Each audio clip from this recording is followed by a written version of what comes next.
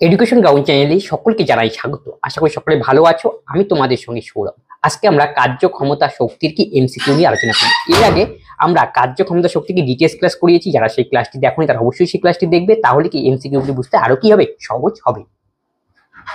প্রথম কোশ্চেন কি বলছে, কোনো একটি বস্তুর দ্বারা কৃতকার্য কিসের উপর নির্ভর করে না। এই যে করে না, আমরা জানি কৃতকার্য ইকুয়াল টু কি, W equal to F into D. যখন বস্তু এটা সরল রেখায় যায়, মনে করো একটা বস্তু রয়েছে, এখানে কি বল প্রয়োগ করা হলো, তাহলে বস্তুটা যে সরণ ঘটলো বল প্রয়োগের ফলে, যে কোনো একটা বস্তু এ পয়েন্টে ছিল, এ পয়েন্ট থেকে বি পয়েন্ট, অর্থাৎ বল প্রয়োগের ফলে যদি কোনো বস্তু সরণ ঘটে তখন আমরা সেটাকে বলি কি, বলি কার্য হয়েছে। কার্য ইকুয়াল টু কি হলো, বল ইন্টু সরণ। কিন্তু কোনো সময় যদি এরকম কেস হতে পারে, কোনো একটা বস্তু রয়েছে, আমি এখানে বলতে কোনো একটা বিন্দুতে একটা দড়ি লাগানো হয়েছে, সেটাকে টানা হলো কি, তার মানে অ্যাঙ্গেলে টানা হয়েছে। আর তখন কি বস্তুটা নিজের স্থান পরিবর্তন করলো, এ থেকে বিতে গেল। এই ক্ষেত্রেও কি কার্য হয়। এর জন্য যদি কার্যের ডেফিনেশন বলা হয় বা কার্যের রাশিমালা বলা হয়, সেটা কি হবে, W equal to F into D cos theta. আসলে কি এখানে আমরা দুটো উপাংশ পাই, একটা এক্স অক্ষ বরাবর, একটা কি ওয়াই অক্ষ বরাবর। এটা এলো এফ, তাহলে এখানে যদি থিটা কোণ হয় তাহলে এক্স অক্ষ বরাবর উপাংশটির নাম হয় এফ কস থিটা, আর ওয়াই অক্ষ বরাবর যেটা উপাংশ তাকে বলা হয় কি, এফ সাইন থিটা। তাহলে এফ কস থিটাই কি, আসলে বল। এটাই কি করে, বস্তুকে কি এগিয়ে নিয়ে যেতে সাহায্য করে। তাহলে F cos theta into D, আসলে এইভাবে লিখলাম ঠিক ছিল। F cos theta into D, দুটোই ঠিক, যেহেতু গুণে রয়েছে। F cos theta into D যখন কোণে থাকবে। আর দেখো যখন সরল রেখায় থাকে তখন থিটা ইকুয়াল টু কত হয়, 0 ডিগ্রি। কস 0 ইকুয়াল টু কত হয়, 1। তখন কি হয়, কস 0 যদি 1 হয়ে যায় তার মানে তখন কি হবে, তার মানে 1, তার মানে এফ ইন্টু ডি। এখান থেকে এসেছে আসলে কি, W equal to F into D. অ্যাঙ্গেলের সময় কি এটা হয়। আর ডাইরেক্ট যদি আমরা এটা মনে রাখি কোনো অসুবিধা নেই, W equal to F into D cos theta. তাহলে দেখো ডাব্লুর মধ্যে কি কি লুকিয়ে রয়েছে, এফ আর ডি। এফ মানে বল লুকিয়ে রয়েছে, ডি মানে কি দূরত্ব, সরণ লুকিয়ে রয়েছে। তাহলে এখানে বলছে বস্তু দ্বারা কৃতকার্য কিসের উপর নির্ভর করে না। তাহলে বস্তুর প্রাথমিক বেগ, এখানে কি প্রাথমিক বেগে কোনো কিছু আছে না, তাহলে অপশন এ হবে অনুযায়ী কারেক্ট অ্যান্সার। তাহলে কিসের উপর নির্ভর করে, ফোর্সের উপর নির্ভর করে, দূরত্বের উপর কি করে, নির্ভর করে, বা সরণের উপর নির্ভর করে বলতে পারি।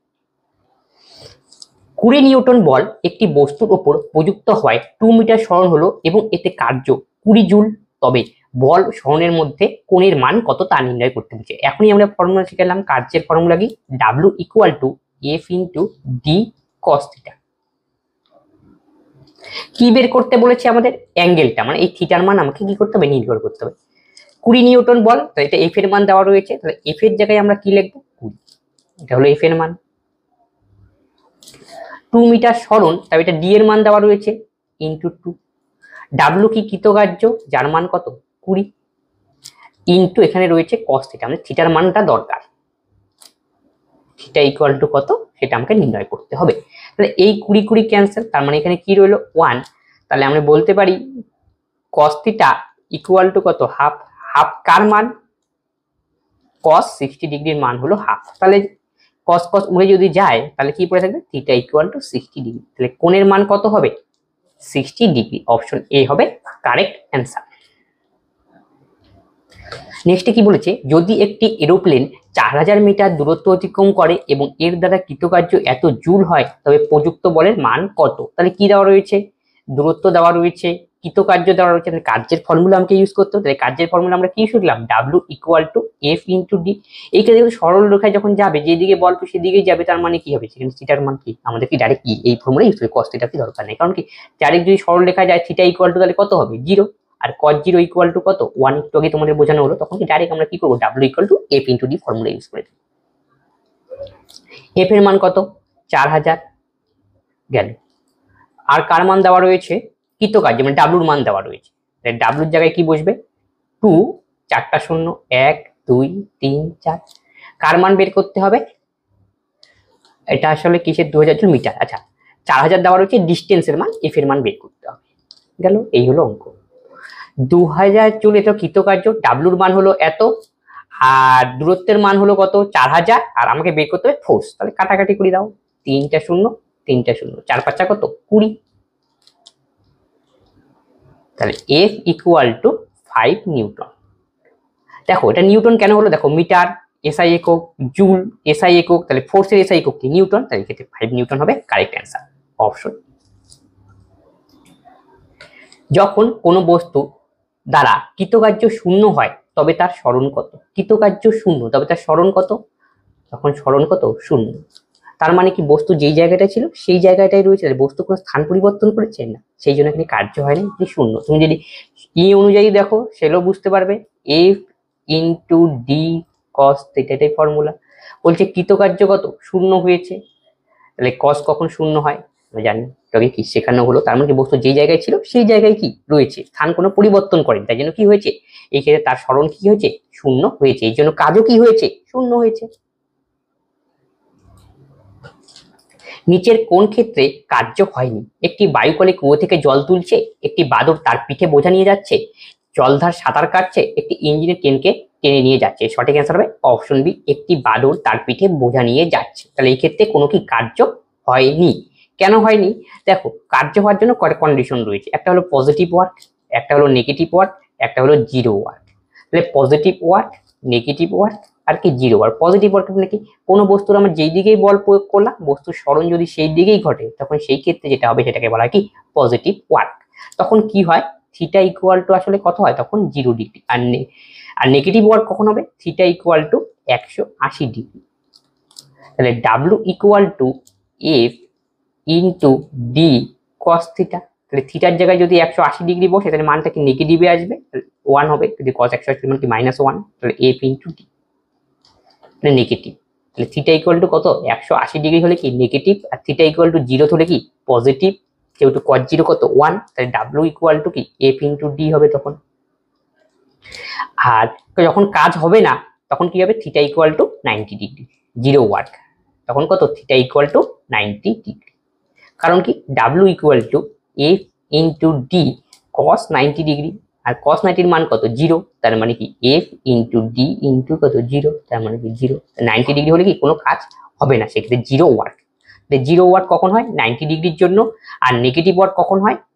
180 জন্য। আর পজিটিভ ওয়ার্ক কখন হয়? থিটা যখন 0 ডিগ্রি তখন পজিটিভ ওয়ার্ক। তাহলে জিরোর জন্য পজিটিভ ওয়ার্ক, আর থিটা যখন 180 ডিগ্রি হবে তখন হবে নেগেটিভ ওয়ার্ক, আর থিটা যখন 90 ডিগ্রি হবে তখন নো ওয়ার্ক মানে জিরো ওয়ার্ক, যেটি আর জিরো ওয়ার্ক। এই হলো কি লজিক। তাহলে একটি বাদর তার পিঠে বোঝা নিয়ে যাচ্ছে, মনে করো এটা একটা বাদর, তার পিঠে একটা কি রয়েছে? এখানে বোঝা রয়েছে। তাহলে বাদর কি এগিয়ে যাবে, আর বাদর যখন আগাবে তার পিঠের বোঝাটা কি হবে? অভিকর্ষের জন্য কি নিচের দিকে কি করবে? নিচের দিকে কি কাজ করবে। আর বাদরটা কোন দিকে আর যাচ্ছে? মনে করো এই দিকে যাচ্ছে বাদরটা, আর অভিকর্ষের জন্য কি ওজনটাকে নিচের দিকে ক্রিয়া করছে, তাহলে মাঝখানে কোনটা কত ডিগ্রি সৃষ্টি হয়েছে? 90 ডিগ্রি। এর জন্য কি বাদর তার পিঠে যখন বোঝা নিয়ে যাবে তখন কি হবে না? কোনো কি কাজ যাবে না, কোনো কি জিরো ওয়ার্ক। যেমন কুলি যখন মাথার মধ্যে কি মাল বয়ে নিয়ে যায় সেই ক্ষেত্রেও কি হয়? এই জিরো ওয়ার্ক হয়। মনে করে যে কুলি রয়েছে তার মাথার মধ্যে কি রয়েছে? মাল রয়েছে, তাহলে এই ওজনটা কি নিচের দিকে ক্রিয়া করবে, আর কুলি কি সামনের দিকে কি এগিয়ে যাবে। তার মানে কি এখানে কত ডিগ্রি কোণ সৃষ্টি হবে? 90 ডিগ্রি কোণ কি হবে? সৃষ্টি হবে। এই হলো কেস। যদি কৃতকার্য শূন্য হয় তবে বল ও শহরের মধ্যে কোণ কত? কৃতকার্য শূন্য হলে এখনই দেখানো হলো থিটার মান কত ডিগ্রি হতে হবে? 90 ডিগ্রি। তার মানে অপশন বি হবে কারেক্ট অ্যান্সার। কার্য কখন ধনাত্মক হয়? তাহলে বল যেদিকে প্রযুক্ত হয় বস্তুর সরণ যদি সেই দিকে ঘটে তখন সেই কার্যটা হবে, সেটা হবে কি হবে? পজিটিভ। যা বোঝানো হলো, তাহলে অপশন এ হবে কারেক্ট অ্যান্সার। সরণ হলো বিপরীত দিকে, বিপরীত দিকে কখন হবে?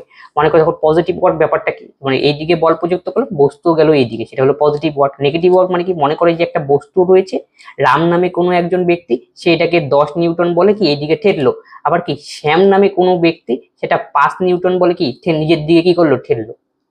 ঠিক আছে, নিজের দিকে কি ঠেললো, এই 10 নিউটন বলে মনে করো নিজের দিকে টানলো। তাহলে কোন দিকে যাবে? যার বেশি সে তার দিকে কি যাবে? বস্তুটা কি যাবে। তার মানে কি এর ক্ষেত্রে এটা কি পজিটিভ, আর এর ক্ষেত্রে কি যার পাস তার ক্ষেত্রে কি সেটা নেগেটিভ। এই হলো কি নেগেটিভ পজিটিভের ব্যাপার। আশা করি বোঝা গেল। নিচের কোন ক্ষেত্রে কোনো কার্য হয় না? কপিল 10 কেজি বস্তু নিয়ে দাঁড়িয়ে আছে, সচিন 4 কিমি হাঁটলো, অরুণ একটি কি ক্রিকেট খেলছে। নাকি কপিল 10 কেজি বস্তু নিয়ে কি দাঁড়িয়ে আছে, কোনো নড়চড় নেই, তাহলে কোনো কোনো জায়গায় কি স্থান পরিবর্তন হলো? স্থান পরিবর্তন স্মরণ হলো না, স্মরণ না হলে কি কার্য জিরো। বাস অপশন এ হবে correct answer.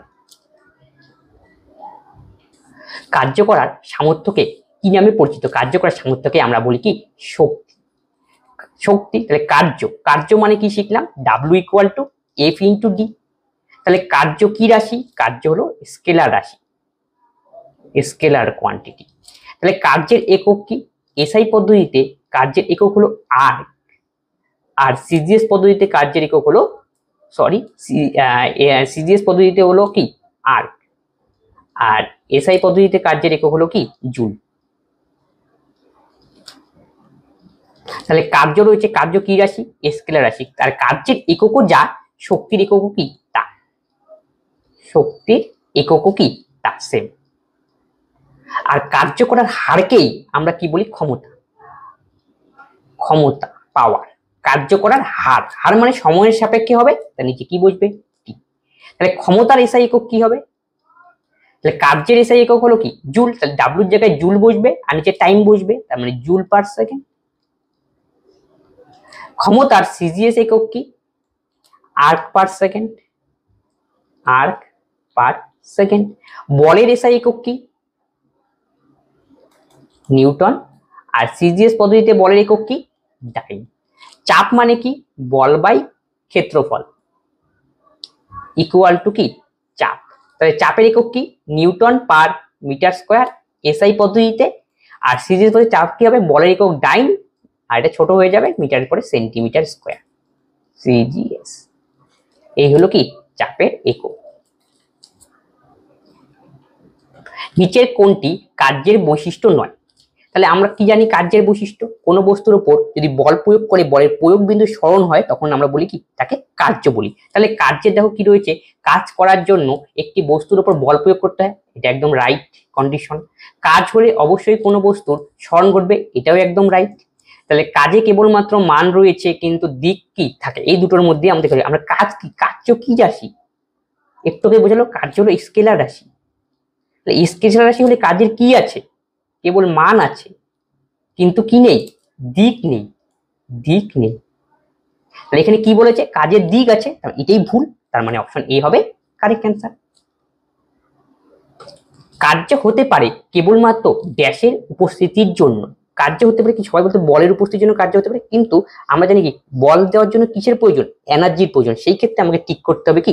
Energy. Option A হবে কারেক্ট অ্যান্সার। মোমেন্টাম মানে হলো ভর ইন্টু বেগের গুণফলকেই আমরা বলি মোমেন্টাম। তাহলে মোমেন্টামের যদি এসআই একক হয় তাহলে ভরের একক কি? কেজি। বেগের একক হলো কি? Metre per second. আর সিজিএস এ তাহলে কি হবে? Gram centimetre per second. এটা হলো কি?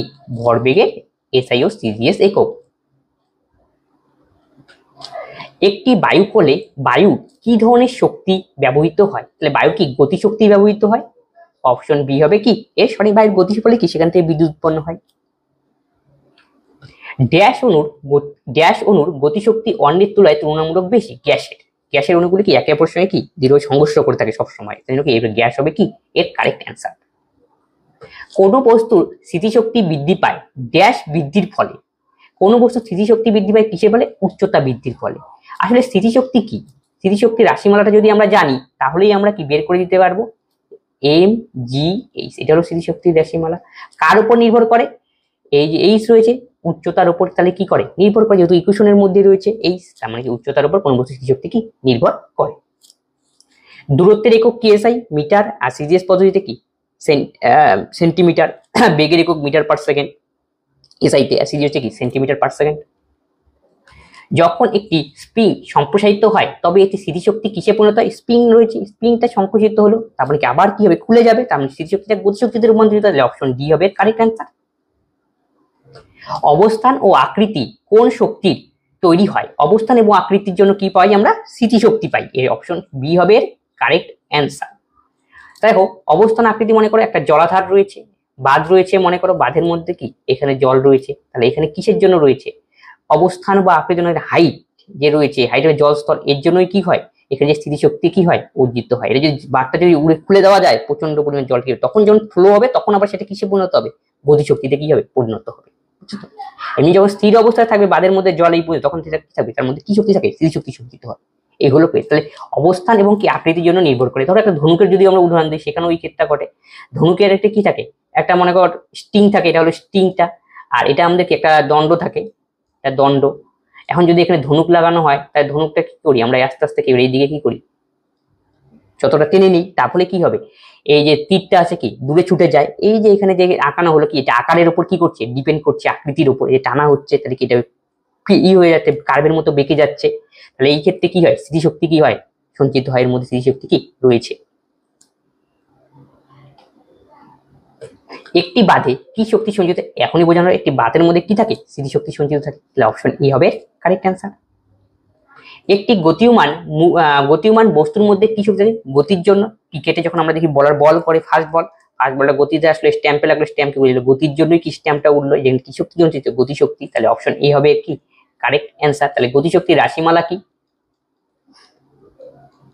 Half of M V square, এটা হলো গতিশক্তির কি রাশিমালা। যান্ত্রিক শক্তি আসলে কি, যান্ত্রিক শক্তি, মেকানিক্যাল এনার্জি, গতিশক্তি আর স্থিতিশক্তির টোটাল কি যোগফলটাই আসলে কি হয় যান্ত্রিক শক্তি। আর স্থিতিশক্তি রাশিমালা কি এমজিএইচ। নিচের কোন শক্তি সবসময় ধনাত্মক হয়, এর সঠিক অ্যান্সার হবে অপশন বি, গতিশক্তি কি হয় সবসময় ধনাত্মক হয়। Commercial unit of energy, energy আর কমার্শিয়াল, আমরা যখন বিদ্যুতে যখন বিল দিই তখন কি হিসাবে নেওয়া হয়, কিলোওয়াট আওয়ার হিসাবে কি নেওয়া হয়। 1 কিলোওয়াট আওয়ার ইকুয়াল টু কত, 3.6 ইন্টু 10⁶ জুল। 1 কিলোওয়াট আওয়ার, এই হিসাবে কি আমাদের বাড়ির কি বিদ্যুতের বিল আমরা কি দিই। একটি গতীয় বস্তু গতিশক্তি কিসের উপর নির্ভর করে, তাহলে গতিশক্তির রাশিমালা আমরা কি শিখলাম, হাফ এম ভি স্কোয়ার জানি। তাহলে কি কি রয়েছে এখানে, ভর রয়েছে আর বেগ রয়েছে, তাহলে ভর ও বেগের উপর নির্ভরশীল। তাহলে অপশন সি হবে কারেক্ট অ্যান্সার। যদি কোনো বস্তুর ভরবেগ 3 গুণ হয় তবে তার গতিশক্তি কয় গুণ হবে, তাহলে ভরবেগ 3 গুণ, তাহলে গতিশক্তির সঙ্গে রিলেশন বলেছে, তাহলে গতিশক্তির রাশিমালা কি, হাফ এম ভি স্কোয়ার। আমি একটুখানি বুদ্ধিমানের কাজ করি, কি করব, উপরেও এম দিয়ে গুণ করলাম, তাহলে এম স্কোয়ার ভি স্কোয়ার, নিচে একটা কি জন্য এম দিয়ে, যেহেতু এম এম কাটা গেলে আবার কি এম থাকবে, মেন জিনিসটা কি থাকলো। তাহলে এম ভি মানে কি জানি আমরা, ভর ইন্টু বেগ, এটা হলো ভরবেগ, যেহেতু ভরবেগের সঙ্গে রিলেশন তাই ভরবেগ নিয়ে আসা হলো, ভি স্কোয়ার। এম এখানে কি ফিক্সড, তাহলে ই কে মানে কি গতিশক্তি, তাহলে গতিশক্তির সঙ্গে এগুলো ফিক্সড, এও ফিক্সড। তাহলে গতিশক্তির সঙ্গে ভরবেগের কি সম্পর্ক, বর্গের সঙ্গে সরল সম্পর্ক। তাহলে দেখো গতিশক্তি যদি 3 গুণ হয়, 3 গুণ হয়, সরি, ভরবেগ যদি 3 গুণ হয় তাহলে গতিশক্তি কত গুণ হবে, তাহলে ভরবেগের জায়গায় কত 3 বসিয়ে দাও, 3 স্কোয়ার কত 9 গুণ হবে, বাস অঙ্ক শেষ। পূর্বের তুলনায় 9 গুণ, অপশন সি হবে অ্যান্সার। একটি বস্তু যার ওজন 22 কেজি, যা 5 মিটার পার সেকেন্ড বেগে চলছে, এর গতিশক্তির মান কত তা নির্ণয় করতে, গতিশক্তি হবে এটা। তাই গতিশক্তির ফর্মুলা কি, হাফ এম ভি স্কোয়ার। তাহলে এম এর মান কত 22 কেজি, ভি এর দরকার, ভি এর মানও দেওয়া রয়েছে 5 মিটার পার সেকেন্ড, তাহলে 5 5 কত হবে 25, 2 দিয়ে কাটাকাটি করো 11, 5 11 55, 11 দোকানে 22 আর 5 কত 27, 275 কি হবে জুল। কেন এখানে জুল হলো, যেহেতু গতিশক্তি কি রয়েছে এখানে সবগুলো কি এসআই এককে দেওয়া রয়েছে, তাই 275 জুল হবে। কি কারণ যদি সিরিয়াসে থাকতো কি হতো আর্ক হতো, আর সবগুলো দেখো এসআই একক সম্পর্ক, সাবধান হবে। তার মানে অপশন এ হবে কারেক্ট অ্যান্সার। একটি বস্তুর গতিশক্তি 120 জুল এবং বস্তুটির ভর হবে, এটা ভর 15 কেজি, তবে এর বেগ কত তা নির্ণয় করতে বলেছে। তাহলে গতিশক্তি দেওয়া রয়েছে আর ভর দেওয়া রয়েছে বেগ, তাহলে গতিশক্তির ফর্মুলা, যেহেতু গতিশক্তি দেওয়া রয়েছে তাহলে গতিশক্তির ফর্মুলা ইউজ করতে হচ্ছে, ফর্মুলা একটু কি শেখানো হলো, E K equal to half of M V square. তাহলে আমার কার মান বের করতে বলেছে, বেগের মান, মানে ভি এর মান আমাকে কত তা আমাকে ফাইন্ড আউট করতে হবে। তাহলে কার মান দেওয়া রয়েছে, ই এর মান দেওয়া রয়েছে, তার মানে ই এর জায়গায় বসবে 120, হাফ এম এর মান দেওয়া রয়েছে 15 কেজি, তাহলে এম এর জায়গায় মান বসিয়ে দাও আর ভি এর মান বের করো, এই হলো অঙ্ক। তাহলে 15 দিয়ে কাটাকাটি করে দিলাম, 8 15 কত 120, 8 দোকানে 16, পি স্কোয়ার ইকুয়াল টু কত 16, তাহলে ভি ইকুয়াল টু কত 16 বর্গমূল 4 হবে অ্যান্সার। দেখো অপশনগুলি থেকে সাবধান কিন্তু। তাহলে কিসের আমরা একক বের করলাম, কিসের মান বের করলাম, বেগ, বেগের একক কি মিটার পার সেকেন্ড, তার মানে metre second inverse, 4 metre second inverse. কোন অপশনে রয়েছে, অপশন বি। অপশন ক্লিক করার সময় সাবধান কিন্তু। 14 কেজি ভরের কোনো বস্তুকে ভূমি থেকে 5 মিটার উপরে তুললে তবে এর মধ্যে কত শক্তি সঞ্চিত হবে। তাহলে কোনো বস্তুকে যদি আমরা ভূমি থেকে উপরে তুলি তার মধ্যে আমরা কি শক্তি সঞ্চিত হয়, স্থিতিশক্তি। তার মানে স্থিতিশক্তির ফর্মুলা এখানে কি করতে হবে, ইউজ করতে হবে। স্থিতিশক্তির ফর্মুলা কি, এম জি এইচ। তাহলে আমাদের এম এর মান কত দেওয়া রয়েছে 14 কেজি, তাহলে এম এর জায়গায় 14। অভিকর্ষীয় ত্বরণের মান দেখো এটা কোন এককে রয়েছে, এটা কেজি, এটা মিটার, কিছু যদি না দেওয়া থাকে আমরা কি এসআই পদ্ধতি নেব 9.8 metre per second square, CGS পদ্ধতি নেব 980 সেন্টিমিটার পার সেকেন্ড স্কয়ার। তাহলে এসআই পদ্ধতিতে জি এর মান তাহলে কত হয় 9.8 মিটার পার সেকেন্ড স্কয়ার, আর সিজিএস পদ্ধতিতে কত হয় জি এর মান 980 সেন্টিমিটার পার সেকেন্ড স্কয়ার। এখন তোমাকে দেখতে হবে এই যে একটা কন্ডিশন দেওয়া রয়েছে অঙ্কের মানগুলি কিসে দেওয়া রয়েছে, নয় এসআই তে দেওয়া রয়েছে না সিজিএস, দেখে বোঝা যাচ্ছে এটা এত কেজি ভর এত মিটার এসআই এককে, তার মানে আমাকে কি বসাতে হবে জি এর জায়গায় 9.8 বসাতে হবে। এই হলো লজিক। 9.8, এইচ এর মান কত 5, ক্যালকুলেশন করলে আমাদের অঙ্ক, এখানে দিয়ে 10 উঠে দাও, 5 দোকানে 10, 2 দিয়ে 7, 7 8 কত 56, 56 6 হাতে হলো 5, 7 9 63 আর 5 কত 68, তাহলে 686 জুল। যেহেতু কি এসআই তে রয়েছে তাই এখানে জুলে কি অ্যান্সার আসবে 686, অপশন। যদি একটি গাড়ির গতিবেগ দুগুণ হয় তবে তার গতিশক্তি কত গুণ হবে? তাহলে গতিশক্তির ফর্মুলা যখন এই টাইপের গতিশক্তি যখনই দেবে তখন গতিশক্তির ফর্মুলা তুমি নিম ভাববে, গতিশক্তির ফর্মুলা কি হাফ এম ভি স্কয়ার। এখন কন্ডিশনের দিকে লক্ষ্য করো, গতিবেগ কি বলেছে দ্বিগুণ করতে বলেছে, তার মানে কি ইকে, তার মানে হাফ, ভরটা তো ফিক্সডই, গতিবেগ দ্বিগুণ, তাহলে ভি এর জায়গায় কি বসিয়ে দেবে 2v, তাহলে E K equal to half into M, তাহলে কত হবে 4v স্কয়ার। তাহলে এটাকে যদি আমরা একটু ভালোভাবে সাজাই তাহলে কি হয়, 4টা সামনে আসলো আর এখানে কি রইলো হাফ এম ভি স্কয়ার, তাহলে হাফ এম ভি স্কয়ার মানেই আমরা পূর্বে কি ছিল ইকে, তার মানে কি এটাকে যদি k1 ধরে নাও তাহলে বুঝতে সুবিধা হবে। তাহলে 4 ইন্টু ইকে, তাহলে কয় গুণ হলো 4 গুণ, তার মানে অপশন সি হবে কারেক্ট অ্যান্সার। কার্যের হারকে কি বলা হয়, কার্য করার হারকে আমরা বলি ক্ষমতা। ক্ষমতা ইকুয়াল টু কি কার্য বাই সময়, সময় কার্যকে আমরা ডাব্লিউ দিয়ে সাধারণত ডিনোট করি আর সময়কে কি টি দিয়ে ডিনোট করি। তাহলে ক্ষমতা পি, পি এর এসআই একক কি, তাহলে উপরে কি রয়েছে কার্য, কার্যের একক কি, কার্যের এসআই পদ্ধতিতে একক হলো জুল, আর নিচে কি টাইম, তাই জুল পার সেকেন্ড হবে কি ক্ষমতার এসআই একক। তাহলে সিজিএস পদ্ধতিতে এর একক কি, এটা এসে যাবে জুলের জায়গায় আর্ক, আর এখানে আসবে সেকেন্ড, আর্ক পার সেকেন্ড কি ক্ষমতার সিজিএস একক, আর জুল পার সেকেন্ড হলো কি ক্ষমতার এসআই একক। তাহলে ক্ষমতা কি রাশি, ক্ষমতা হলো স্কেলার রাশি। তাহলে বোঝা গেল, তাহলে কার্যকর হারকে কি বলা হয় ক্ষমতা। 80 কেজি ভরের কোনো বস্তুকে লিফটের দ্বারা 50 সেকেন্ডে 40 মিটার তুলতে কত ক্ষমতার প্রয়োজন, তার মানে কি উপর থেকে নিচে তুলবে, তার মানে উপর থেকে নিচে তোলার ব্যাপারটাই তখন আমাকে বুঝতে হবে স্থিতিশক্তির কেস এখানে, তার মানে কোন ফর্মুলা আমাকে ইউজ করতে হবে স্থিতিশক্তির ফর্মুলা, তার মানে কি এম জি এস, এই হলো কেস। তাহলে 80 কেজি ভর আমরা জানি, ঠিক আছে, 50 সেকেন্ড টাইম জানি আমরা, 40 মিটার কত ক্ষমতা, তার মানে এখানে দুটো ফর্মুলা আমাদের কাজে লাগবে। একটা কি আমার এখান থেকে কি স্থিতিশক্তির সাহায্যে কত পরিমাণ মানে কাজ হবে সেটা আগে বের করে নিই, তাহলে কি সেখান থেকে আমি ক্ষমতা বের করি, যেহেতু আমরা কি জানি ক্ষমতা ইকুয়াল টু কি কার্য বাই সময়। তাহলে এখান থেকে আমরা কার্যটা আগে বের করে নিব, এখানে কার্যই আসলে কি পরে শক্তি, কার্য করার সামর্থ্যকেই আমরা বলি শক্তি, সেটাই আসলে কি হয়ে যাবে শক্তি তখন। কার্য, কার্য কত আমরা সেটা বের করে নিই, এমজিএস ফর্মুলা এখানে কি করতে হবে ইউজ করতে হবে কার্য বের করার জন্য। এম এর মান কত 80, জি এর মান কত 10 গেল, এইচ এর মান কত 40 মিটার উপরে তুলবে ইন্টু 40, তাই এটা ক্যালকুলেশন করলে কত হবে 4 8 32, 1 2 3 3টা শূন্য গেল। এখন আমাদের কিসের দরকার ক্ষমতার প্রয়োজন, ক্ষমতা মানে কি কার্য বাই কি সময়, এখানে এখানে কি স্থিতিশক্তিটাই কার্য আকারে কি এখানে বসবে, তার মানে কি কার্য করার সামর্থ্যকেই আমরা কি বলি শক্তি। 32 1 2 3 বসালাম, তার নিচে কি লাগবে টাইম, টাইম কত একটু দেখে নাও তো দেখি 50 সেকেন্ড, তাই টাইমের এখানে 50 বসিয়ে দাও, এবার কাটাকুটি করো, 5 6 30 2 20 4 5 20, 640 হবে আমাদের কারেক্ট অ্যান্সার, 640, তার মানে অপশন বি এত জুল পার সেকেন্ড।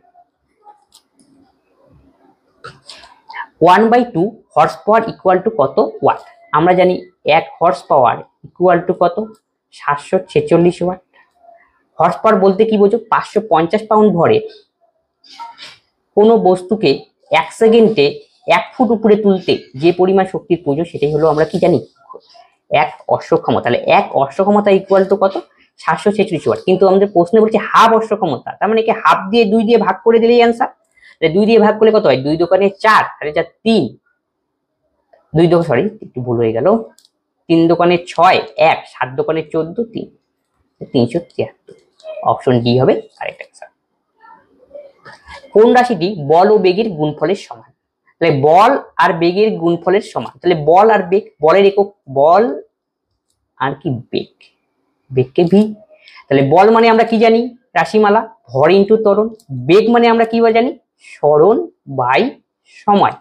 এবার দেখো তো এর মধ্যে কোনটা দিয়ে আসছে তোমাকে একটু লক্ষ্য করতে হবে। আবার এম ইন্টু এ, এম ইন্টু এ মানে আমরা কি জানি, এম ইন্টু এ মানে আমরা জানি বল, এফ ইন্টু এস নিচে কত টি। আবার এফ ইন্টু এস মানে কি জানি, এফ মানে বল, এস মানে সরণ। তাহলে বল ইন্টু সরণ মানেই আমরা জানি কার্য, তাহলে উপরে আসবে কার্য, নিচে বসবে কি টি। তাহলে কার্য বাই সময় মানে কি, ক্ষমতা। তাহলে এখানে সঠিক অ্যান্সার হবে ক্ষমতা, মানে পাওয়ার হবে কারেক্ট অ্যান্সার, অপশন সি। এই ছিল কোশ্চেন। এগুলি বিভিন্ন প্রিভিয়াস ইয়ারে আসা, যেহেতু আমরা ডিটেলস ক্লাস করিয়েছি, তারপরে কি এমসিকিউ করার হলো, তাহলে বুঝবে তোমাদের কতটুকু কি বেশ ক্লিয়ার হয়েছে কি হয়নি। তাহলে আমাদের যে ক্লাস করানো, এই ক্লাস সম্পর্কে যদি কোনো ডাউট হয় তোমরা অবশ্যই কমেন্ট বক্সে কমেন্ট করে বন্ধুদের সঙ্গে এই ক্লাসগুলি শেয়ার করে সকলেই ক্লাসগুলি থেকে উপকৃত। তবে আজকের ক্লাস আমরা এখানেই শেষ করছি, পরবর্তী ভিডিওতে আবার দেখা হচ্ছে। ধন্যবাদ।